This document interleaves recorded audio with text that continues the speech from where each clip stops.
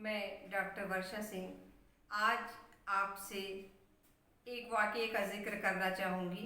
हुआ यूँ कि मेरी मिक्सी बिगड़ गई। जी हाँ, मिक्सर ग्राइंडर का बिगड़ना यानी किचन के बहुत सारे कामों में अचानक बाधा उत्पन्न हो जाना।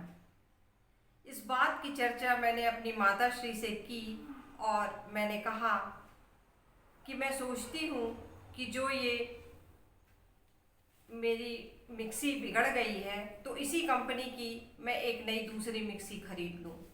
तब मेरी माता डॉक्टर विद्यावती मालविका, जो स्वयं एक बहुत अच्छी साहित्यकार और समाज सेवी हैं, उन्होंने कहा कि बेटी, तुम ये जो मिक्सी ले रही हो ये विदेशी कंपनी की है। मैंने कहा जी हाँ। तो उन्होंने कहा तो क्या हमारे देश में मिक्सर ग्राइंडर ये नहीं बनता? मैंने कहा क्यों नहीं बनता, अनेक ऐसी कंपनियां हैं जो मिक्सर ग्राइंडर वगैरह का उत्पादन बहुत दिनों से करती आ रही हैं, और आप ये मुझसे क्यों पूछ रही हैं, आप तो स्वयं जानती हैं। तो वे हंस पड़ी, हंसते हुए बोली कि फिर तुम क्यों ये विदेशी सामान लेना चाहती हो, जब अपने देश में स्वदेशी वस्तुएं बहुत अच्छी बन रही हैं जो तुम स्वयं कह रही हो, तो उन्हें क्यों नहीं लेकर के उपयोग में लाती। मैं वास्तव में अपने आप को लज्जित महसूस करने लगी। तब माताजी ने मुझसे कहा कि बेटा, इसमें लज्जित होने की कोई बात नहीं है।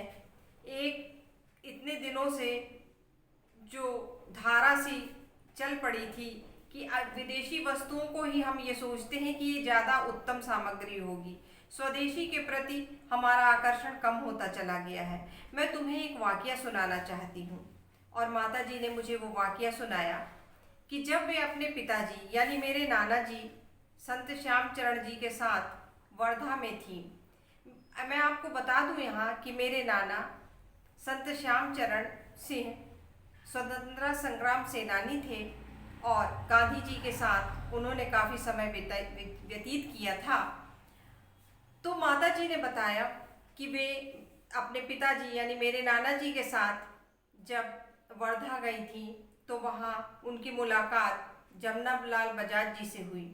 जमनालाल बजाज ये वही व्यक्ति हैं जिन्होंने बजाज कंपनी की स्थापना की, संस्थापक थे उसके, और स्वदेशी वस्तुओं के एक बहुत बड़े निर्माता। तो उन्होंने बताया कि वे उम्र उनकी काफ़ी छोटी थी, बच्ची ही थी माताजी।